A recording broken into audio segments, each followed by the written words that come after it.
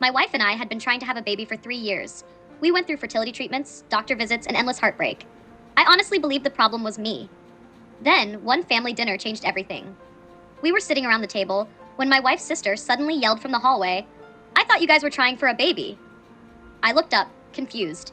"Yeah, we are. Why?" She walked into the room holding an orange prescription bottle. She read the label out loud. As an OB nurse, she immediately recognized it. It was abortion medication. I looked at my wife, Sarah. She had gone completely pale. Her sister asked why those pills were in her purse. Sarah couldn't answer. Then I noticed the prescription dates.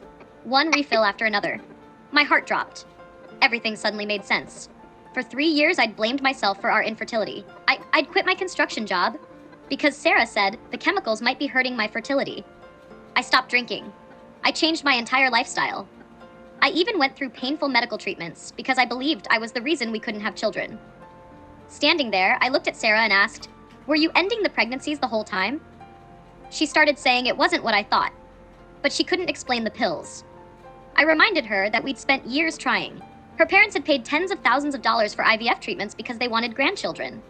We'd already built a nursery, bought a crib, picked baby names, and all that time, she had been hiding the truth. I demanded to know why. That's when her sister quietly asked one question.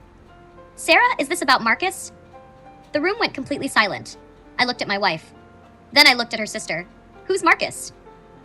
She hesitated before telling me he'd been Sarah's personal trainer. She had even seen them together at a hotel weeks earlier. I grabbed Sarah's phone before she could stop me. Her sister blocked Sarah from reaching it. I unlocked the phone. The messages were all there. Heart emojis, love messages, plans for a future together. Then I found texts talking about the IVF money. They joked about using it to open a gym together after everything was over. I couldn't believe what I was reading. Her own mother had emptied part of her retirement savings trying to help us have a child, while Sarah was secretly lying to all of us. Then I found the message that hurt the most. While my own mother had been praying for us at church, Sarah texted Mark saying everyone was praying and she was trying not to laugh. She said she couldn't wait for it all to be over. The room fell apart. Her mother burst into tears.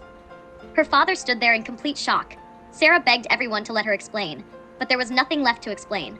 Every lie, every doctor appointment, every tear, every prayer had all been built on deception. Her father looked at her and quietly said, "You're dead to us." Sarah started crying. Her sister reached for her phone to call the police. Sarah panicked and tried to run. Her father stepped in front of the door and stopped her. At that moment, I realized I hadn't just lost my marriage. I'd lost the future I thought we were building together.